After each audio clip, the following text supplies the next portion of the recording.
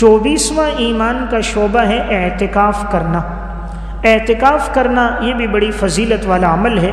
قرآن کریم میں اللہ رب العزت نے فرمایا وَعَاهِدْنَا إِلَىٰ إِبْرَاهِيمَ وَإِسْمَاعِيلَ أَن طَهِّرَا بَيْتِيَ لِلطَّائِفِينَ وَالْعَاكِفِينَ وَالرُّكَّعِ السُّجُودِ۔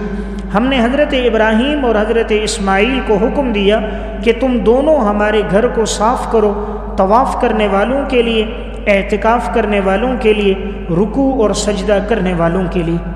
دیکھیں اس آیت میں اللہ رب العزت نے حضرت ابراہیم خلیل اللہ اور ان کے صاحبزادے اسماعیل ذبیح اللہ کو حکم دیا کہ تم میرے گھر کو صاف ستھرا کرو۔ معلوم ہوا اللہ کا گھر کتنا معزز ہے کہ اللہ اپنے گھر کی صفائی کا حکم حضرت ابراہیم خلیل اللہ کو دے رہے ہیں۔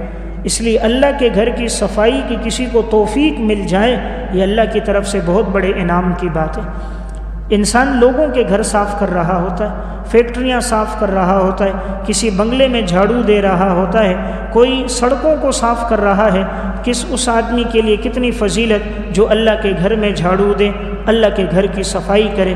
اس لیے مسجد کے خادم کو حقیر نہیں سمجھنا چاہیے، مسجد کے مؤذن کو حقیر نہیں سمجھنا چاہیے، وہ لوگوں کو اللہ کی طرف دعوت دیتا ہے۔ آج ہم دنیا مال دولت پیسے کی دعوت دے رہے ہیں، وہ حی علی الصلاح حی علی الفلاح میں لوگوں کو اللہ کے گھر کی دعوت دیتا ہے۔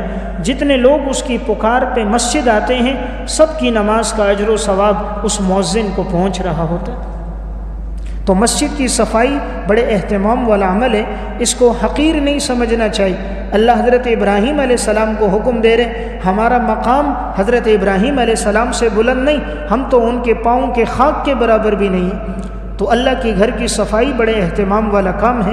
اس لیے انسان کو اگر موقع ملے کہیں بیت الخلاء گندے اس کی صفائی کر دینا، وضو خانے کی صفائی کر دینا، مسجد میں اگر کوئی تنکا نظر آئے، کوئی چھالیہ نظر آئے، کوئی اس طرح کچرا نظر آئے تو اسے اٹھا لینا، باہر پھینکنا، یہ اجر و ثواب کی بات ہے۔ دوسری بات اللہ رب العزت نے اس آیت میں فرمائی والعاکفین، تم میرے گھر کو صاف کرو طواف کرنے والوں کے لیے اور اعتکاف کرنے والوں کے لیے۔ معلوم ہوا اللہ کا گھر کس لیے بنا بیت اللہ، طواف کے لیے اور اعتکاف کے لیے، والرکع السجود، رکوع کرنے والوں کے لیے، سجدہ کرنے والوں کے لیے۔ معلوم ہوا مسجد عبادت کے لیے ہے، انسان کے گپ شپ کے لیے، آرام کے لیے نہیں، عبادت اور تلاوت کے لیے۔ اللہ رب العزت نے فرمایا وَلَا تُبَاشِرُوهُنَّ وَأَنْتُمْ عَاكِفُونَ فِي الْمَسَاجِدِ، اور تم مباشرت نہ کرو اپنی گھر والیوں سے درا حالے کہ تم لوگ مسجد میں ٹھہرے ہوئے ہو۔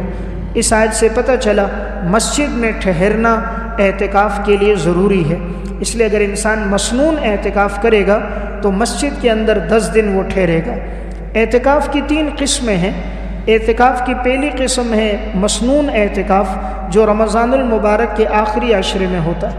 نمبر 2 نظر کا اعتکاف، کسی آدمی نے نظر مانی میرا یہ کام ہو گیا، میں 5 دن 6 دن اعتکاف کروں گا، جتنے دن نظر مانے گا یہ اعتکاف کرنا لازم ہوگا۔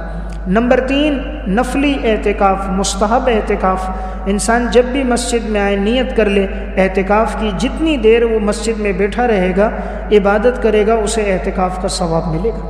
اس لیے انسان جب مسجد میں آئے یہ نیت کر لے اعتکاف کی، تو یہ بھی بڑی فضیلت والا عمل ہے۔ آپ صلی اللہ علیہ وسلم 10 سال تک جب مدینہ آئے ہر سال آپ کا معمول تھا آپ نے اعتکاف کیا، آپ نے زندگی بھر اعتکاف کے عمل کو رکھا۔ بسا اوقات تو 20 دن، کبھی آپ نے پورا مہینہ بھی اعتکاف کیا ہے، مسجد میں آپ نے پورا مہینہ گزارا۔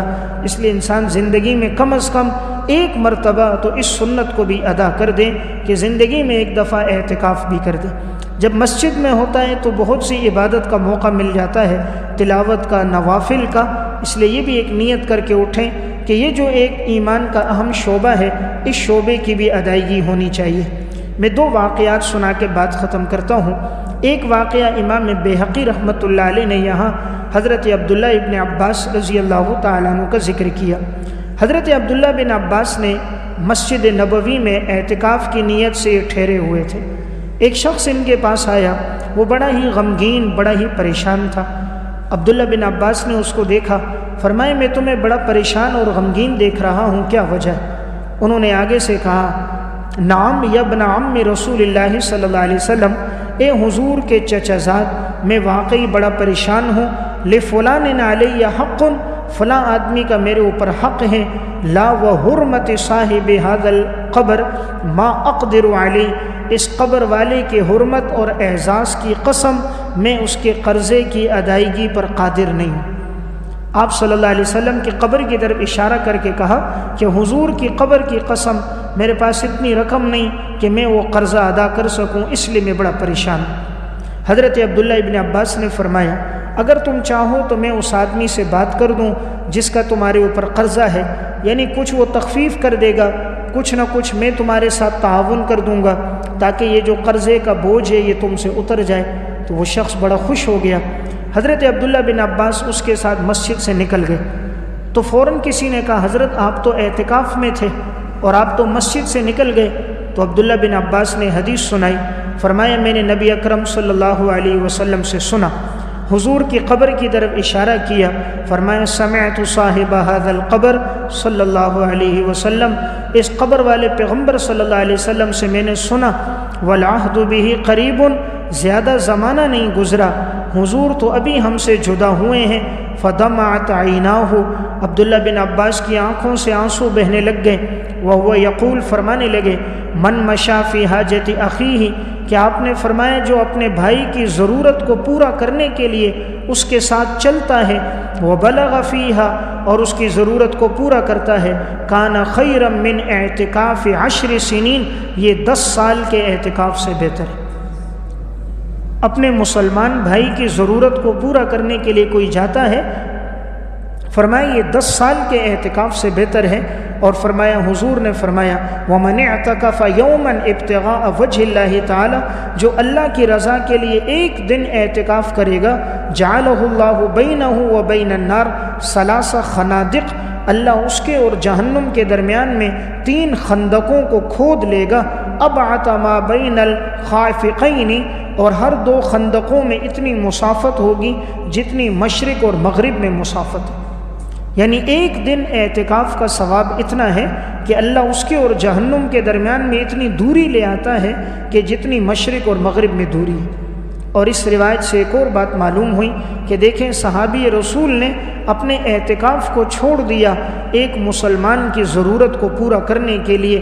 اس سے معلوم ہوتا ہے مسلمان کی حاجت پوری کرنا، اس کی ضرورت کو پورا کرنا کتنا اجر و ثواب ہے کہ آپ نے فرمایا 10 سال کے اعتکاف سے بہتر ہے۔ اس لیے اگر کبھی موقع ملے کوئی ضرورت مند ہو، آپ کی سفارش سے اگر کسی کا کام ہو جائے، آپ کے جانے سے اگر دوسرے کا بھلا ہو جائے، آپ کے تعاون سے اگر اس کی خیر خواہی ہو جائے اور کام بن جائے، انسان کو ضرور تعاون کرنا چاہیے۔ اللہ تعالیٰ کو یہ خوشی بڑی پسند ہے جس سے انسان اللہ کا بندہ خوش ہو جائے۔ اللہ کا بندہ جس سے خوش ہو جائے اللہ اس سے بڑا خوش ہوتا ہے۔ اور اچانک کسی کو خوشی دینا، اس سے اللہ رب العزت کو بڑی خوشی ملتی ہے۔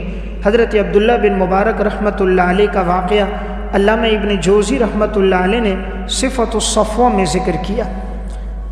عبداللہ بن مبارک طرطوس شہر میں گئے، یہ اپنے دور کے بڑے محدث تھے، وہاں یہ گئے اور انہوں نے حدیث کا درس دیا۔ ایک شاگرد ان کے قریب بیٹھتا تھا اور وہ حدیث میں ہر بات ان کی لکھتا تھا، تو ان کو بڑی محبت تھی شاگرد کی فرما برداری، اطاعت گزاری، سبق کو نوٹ کرنے کی وجہ سے ان سے بڑی محبت رکھتے تھے۔ جو شاگرد استاد کا ادب اور احترام کرے، قریب رہے، بات کو توجہ سے سنے، فطرتی بات ہے، اس کی طرف استاد کا میلان زیادہ ہوتا ہے۔ اگلے سال جب عبداللہ بن مبارک دوبارہ گئے تو وہ طالب علم درس میں نہ آیا، باقی سارے لوگ آئے۔ انہوں نے کہا وہ طالب علم جو گزشتہ سال تھا وہ کہاں گیا؟ کسی نے کہا اس کے اوپر قرض ہو گیا تھا حالات کی وجہ سے، جس آدمی کا قرض تھا اس نے اس کو جیل میں بند کروا دیا۔ عبداللہ بن مبارک کو بڑا افسوس ہوا کہ بڑا نیک آدمی تھا، حالات کی وجہ سے اس پر اتنا قرض آیا۔ انہوں نے کہا پتہ کرو کس آدمی کا اس کے اوپر قرض ہے۔ لوگوں نے پتہ کیا، معلوم ہوا فلاں آدمی کا قرض ہے۔ عبداللہ بن مبارک رات کے اندھیرے میں اس کے پاس گئے اور اس سے پوچھا تیرا اس کے اوپر کتنا قرض ہے؟ اس نے کہا 10,000 درہم۔ 10,000 درہم قرض ہے، اس نے مجھ سے لیا تھا اپنے گھر کی ضرورتوں میں، پریشانیوں تکلیفوں میں نہیں دیا، اس لیے میں نے اس کو بند کروا دیا۔ عبداللہ بن مبارک نے 10,000 درہم اس کو دے دیے، کہا یہ لے لو، لیکن کسی کو بتانا نہیں کہ عبداللہ بن مبارک نے دیے، اور جاؤ اور اس کو ابھی ابھی رات کو قید سے آزاد کروا دو، کوئی پوچھے کس نے دیے ہیں تم نے نہیں بتانا۔ وہ شخص گیا اور قاضی کو بتایا کہ بھئی اس کے قرض کی ادائیگی ہو گئی، اسے چھوڑ دو۔ قاضی نے حکم دیا، اسے چھوڑ دیا گیا۔ اگلے دن عبداللہ بن مبارک جب درس دے رہے تھے، اس نوجوان کو پتہ چل گیا تھا کہ ابن مبارک آئے ہیں، اپنے دور کے محدث، تو وہ درس میں آ گئے۔ درس میں آئے، بیٹھے، درس کے بعد ملاقات کی۔ عبداللہ بن مبارک نے کہا تم کہاں تھے، نظر نہیں آئے؟ کہا حضرت میں جیل میں تھا، قرض کی وجہ سے اب میری رہائی ہوئی ہے۔ فرمایا بھئی کیسے رہائی ہوئی؟ کہا کوئی اللہ کا بڑا نیک صالح متقی بندہ، میں اس کو نہیں جانتا، وہ مجھے نہیں جانتا، لیکن اس نے میری طرف سے 10,000 درہم دے دیے۔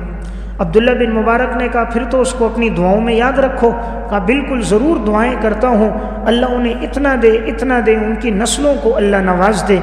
عبداللہ بن مبارک فرماتے مجھے بڑی خوشی ہوئی اس کے دعائیہ کلمات سے۔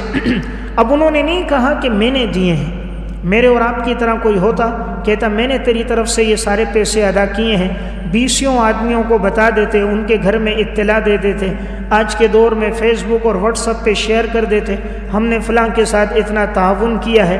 کیا اخلاص تھا، پوری زندگی کسی کو نہ پتہ چلا۔ جس دن ان کا انتقال ہوا عبداللہ بن مبارک کا، اس آدمی نے اس نوجوان طالب علم کو کہا جس نے تمہاری طرف سے 10,000 درہم دیے تھے وہ یہی عبداللہ بن مبارک تھا۔ یہ ہے دوسروں کی ضرورتوں کو پورا کرنا۔ تو آپ نے فرمایا جو دوسرے کی ضرورت پورا کر رہا ہے وہ 10 سال کے نفلی اعتکاف سے بہتر ہے۔ یہی عبداللہ بن مبارک کا واقعہ علامہ ابن جوزی رحمہ اللہ نے اس میں ایک اور لکھا۔ فرماتے ہیں ایک شخص عبداللہ بن مبارک کے پاس آیا اور آ کر کہنے لگا حضرت میرے اوپر قرضہ ہے۔ فرمایا کتنا قرضہ ہے؟ کہا 700 درہم۔ عبداللہ بن مبارک نے پرچی نکالی اور اپنے وکیل کو لکھا اس کو 7,000 درہم دے دو۔ قرضہ 700 درہم ہے اور کہا 7,000 درہم اس کو دے دو، اور یہ پرچی دی، کہا جو میرا وکیل ہے تجارت کا اس کو جا کر دو، وہ تمہیں دے دے گا۔ وہ شخص وکیل کے پاس گیا، وکیل نے پرچی دیکھی 7,000 درہم، اتنی بڑی رقم۔ اس نے پوچھا کہ آپ کو انہوں نے کیوں دیے ہیں، کیا کوئی چیز خریدی ہے؟ کہا نہیں کوئی نہیں خریدی۔ کہا پھر کیوں دیے؟ کہا میرے اوپر قرضہ تھا۔ کہا بھئی کتنا قرضہ ہے؟ کہا 700 درہم۔ کہا جب 700 درہم میں پرچی میں تو 7,000 لکھے ہوئے، تو کہا تم صبر کرو، میں حضرت سے دوبارہ پوچھتا ہوں، کہیں حضرت سے غلطی نہ ہو گئی ہو، تسامو نہ ہو گیا ہو کہ ایک صفر بڑھا دیا، 700 لکھنے تھے 7,000 لکھ دیے۔ اس نے حضرت کو خط لکھا دوبارہ، کہا حضرت اس پہ قرضہ 700 درہم ہے، آپ نے 7,000 درہم لکھا، کہیں آپ سے غلطی ہو گئی تو میں آپ کی طرف لکھ رہا ہوں، تو شاید آپ اپنی بات سے رجوع کر لو، اس طرح تو بڑا نقصان ہوگا۔ اگر ایک ایک فقیر کو، ایک ایک ضرورت مند کو اتنی رقم دیں گے تجارت میں بڑا خسارہ آ جائے گا۔ حضرت کو خط لکھا، عبداللہ بن مبارک کو خط پہنچا اور پڑھا، اور پھر اس کے بعد لکھا اس کو اب 7,000 نہیں 14,000 درہم دے دو، 14,000 درہم دو۔ وہ خط لے کر دوبارہ گیا، پھر پڑھا، پھر پریشان ہو گیا، پہلے تو 7 تھے اب تو 14,000 درہم ہو گئے۔ پھر خود حضرت کے پاس آیا، حضرت اس پہ قرضہ 700 درہم ہے، آپ نے تو 14,000 درہم لکھ دیا ہے، تو بہت بڑی رقم ہے، آپ کی تجارت ضائع ہو جائے گی۔ فرمایا تو میرا وکیل ہے یا میں تیرا وکیل ہوں؟ کہا حضرت میں وکیل ہوں۔ کہا جب وکیل ہے وہ کر جس کا میں تجھے حکم دے رہا ہوں، جس کا میں حکم دے رہا ہوں وہ پورا کر، اللہ مجھے اس سے کئی گنا زیادہ دے دے گا۔ تو 14,000 درہم ایک قرض دار آدمی کو دے دی۔ یہ ہے دوسروں کی ضرورتیں پوری کرنا۔ جتنا انسان پوری کرتا ہے اللہ رب العزت اس کے مال اور رزق میں برکتیں دیتا ہے۔